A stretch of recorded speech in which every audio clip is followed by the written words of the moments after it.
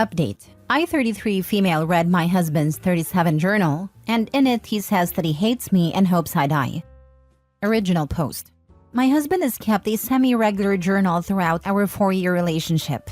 He does not keep it hidden, and up until now, I've always respected his privacy. We had a heated conversation and my gut told me to read it. So after we left for work, I did. He wrote several times that he hates me, and at one point he said when I was sick, he hoped I would die.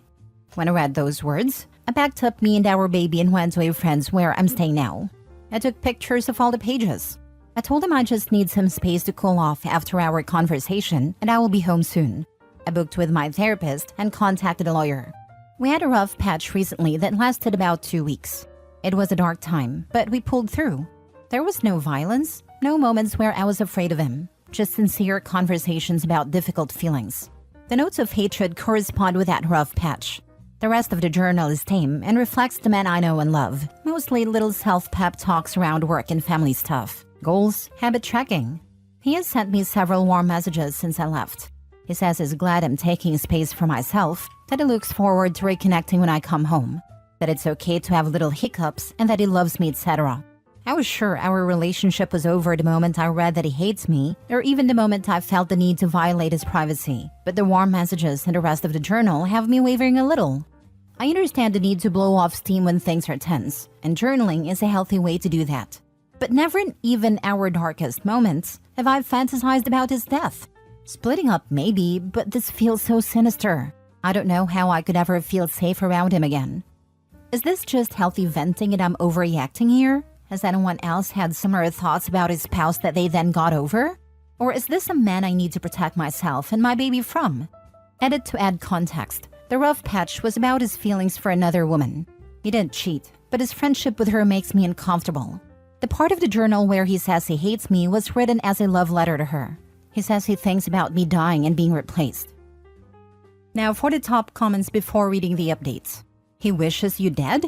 And no, you are not overreacting. That is how he feels about you. All the other is an act. Girl, check if he has taken life insurance on your name with him as a beneficiary. Especially because they're fighting over the fact that he has feelings for another woman. Not a good combination of factors. Yeah, I don't want to wind up on the wrong end of a podcast. I would be genuinely scared if I knew my husband had thought of those thoughts and then gone to the effort of writing them down. I don't think it's safe for you and your baby to stay with him. Especially if mere weeks ago he was wanting to replace you with another woman he has feelings for and was hoping you would die so he can move on with her easily. That's horrifying. If he wanted to be with someone else rather than you, the normal thing to write in a journal would be about leaving you amicably and then seeing the other woman. And feeling sad about leaving the mother of his child. Wanting you dead instead is a giant, massive red flag. And if I was in your shoes, I don't think I could ever trust him again. I'm married 17 years and I've never wished my spouse would die. Like what? Does he know you've seen this? He just left it out like he wanted you to see it. And you are the mother of his child. He doesn't know I've seen it. He has always left it out. This is really freaking scary.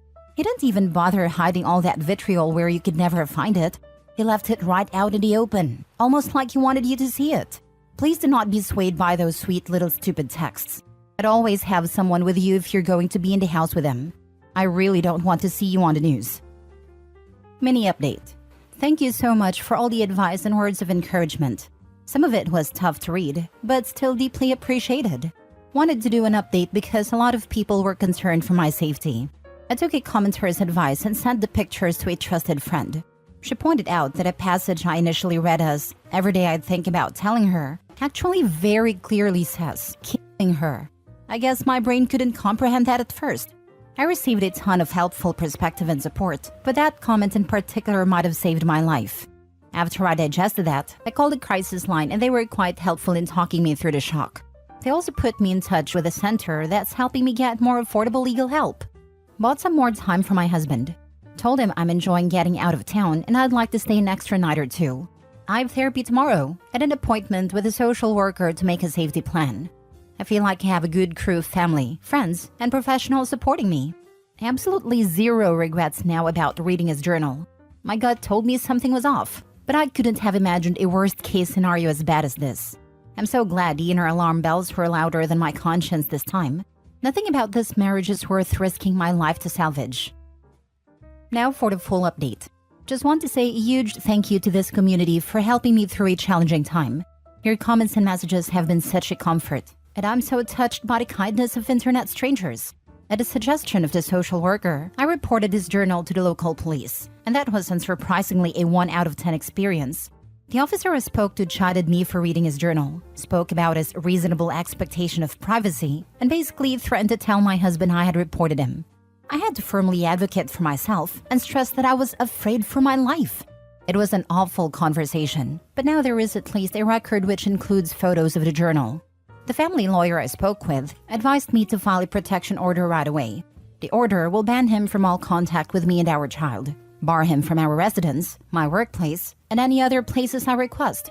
He would then have to prove to a judge that he is a fit parent to be able to see his daughter again, and then we would go to mediation to try and agree on what visitation would look like. Another wrench in this situation is that we own a business together. I have an appointment with another lawyer this week to discuss what my options are there. The business was my idea. I'm confident I can run it without him, and I want to. But it's put a lot of time into it, and it's the main source of income for both of us right now. It's a good moneymaker, and I'm worried he'd fight me tooth and nail on this. We take turns going in, so I went as usual on Saturday, with a friend and a baseball bat. I continued my act of intending to reconcile, doing video calls with a baby, etc. While I was at our workplace, I found another journal. Page after page love letters to this other woman going back months. The progression from "I liked seeing you at a grocery store" to "I drove past your house today" was wild. He writes about how he's deeply in love with her, can't wait to marry her, etc. He wrote about every interaction he's ever had with her, and the poor woman seems completely innocent and oblivious. Even what he perceived as flirting seems like basic politeness. He mentions a few other times that he wants me to die. The most recent entry was from a day before. He writes to her that he thinks I might be breaking up with him, but that's fine because he never liked me that much anyway.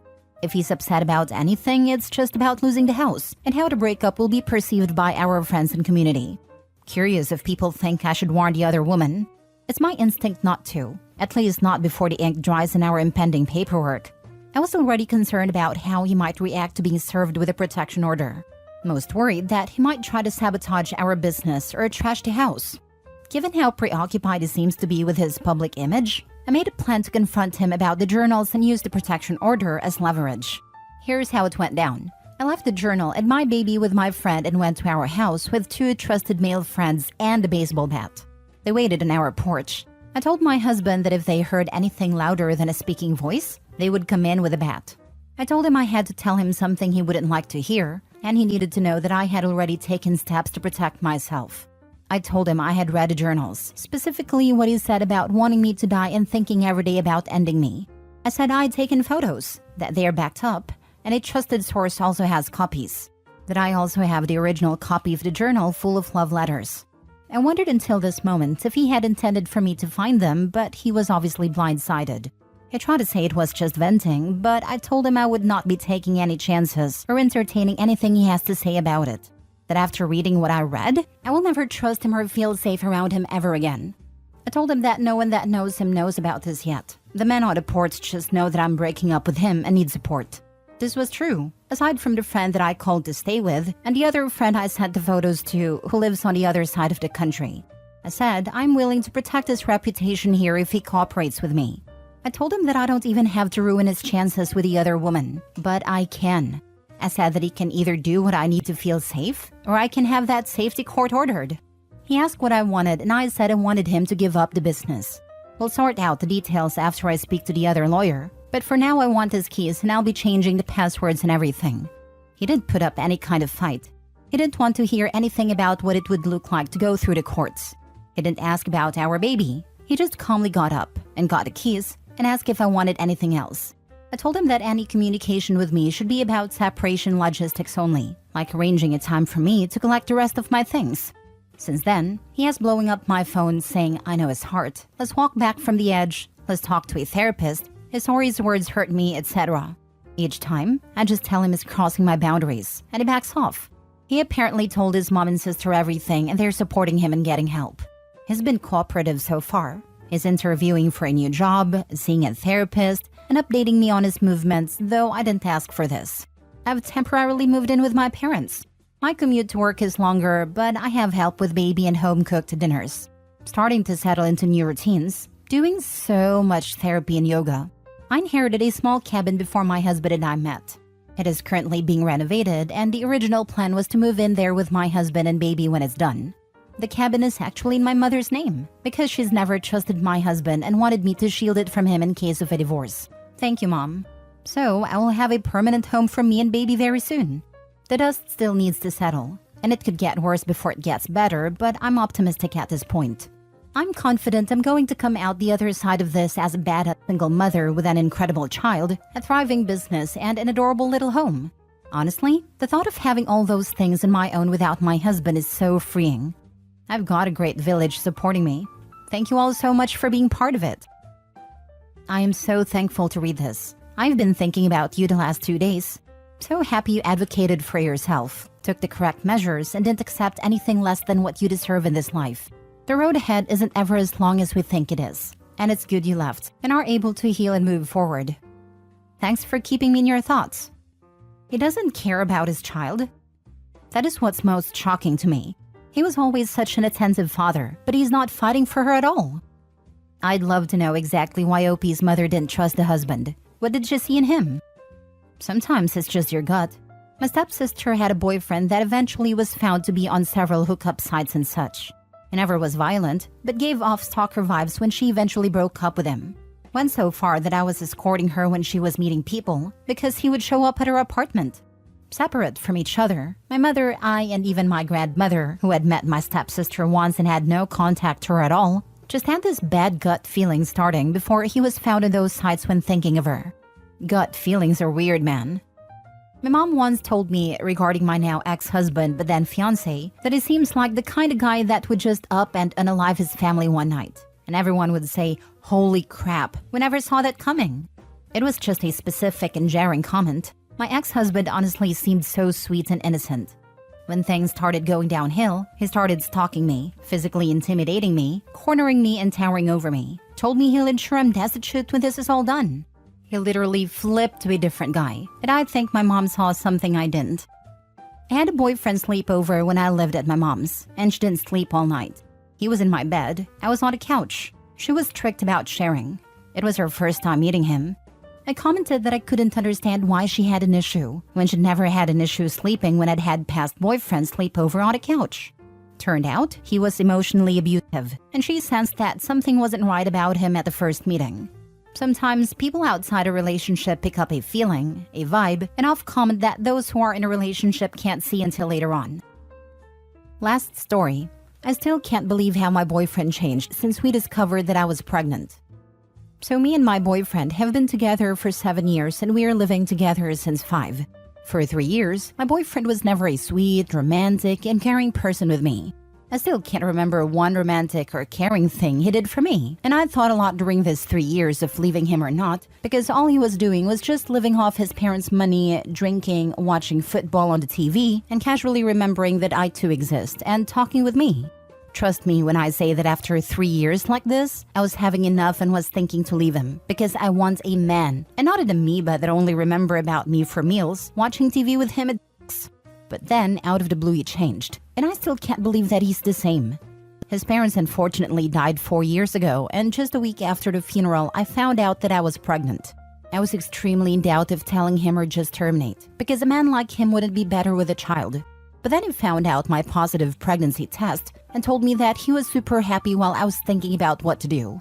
Since the day after, he completely changed.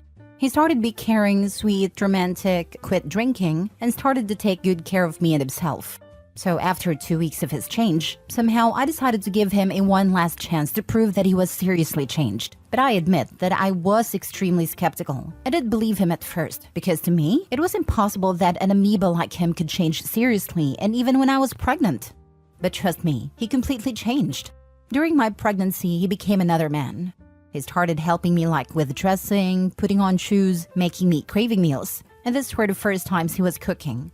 And when the time came, he even asked to be in the room with me to watch the birth of our child, and I accepted it. This wasn't just a phase, because when our daughter was born, he still continued to act caring and sweet with me and with our daughter. He always made me feel loved, secure, and finally special. The other important things he did were getting in shape, returning to the university to take his dream degree while working to maintain us. So now he has his degree. Our daughter came to his big day and even yelled, "Daddy!"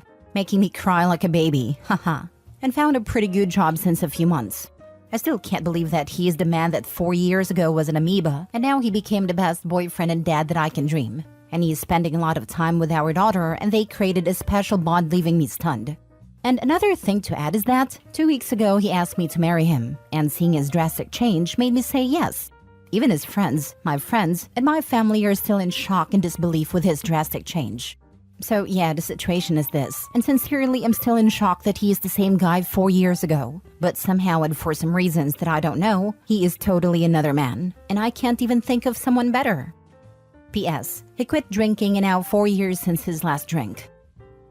Now for the comments. Good for you. Sounds like your family is important to him enough that he made major changes. I wish you much happiness in your future. What a wonderful story. I was honestly expecting the exact opposite when I read the title, and I'm so happy to see that I was wrong. Congratulations on your daughter and marriage. Family deaths can lead to lots of serious reflection. He probably was already doing a lot of soul searching from their passing, and then you told him you were pregnant and he stepped up. Quitting drinking was a huge step. That alone probably led to a huge change. Congrats.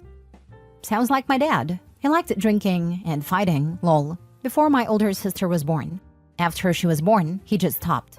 He hasn't been drinking since. Just before I was born, he found his high-end job. That is after they struggled financially because they were so young when they had my sister. He built a house with a garage for us when I was 4. Now they've been together for 43 years. People can change. And I'm so happy that is the case for your boyfriend. Wish you all the best.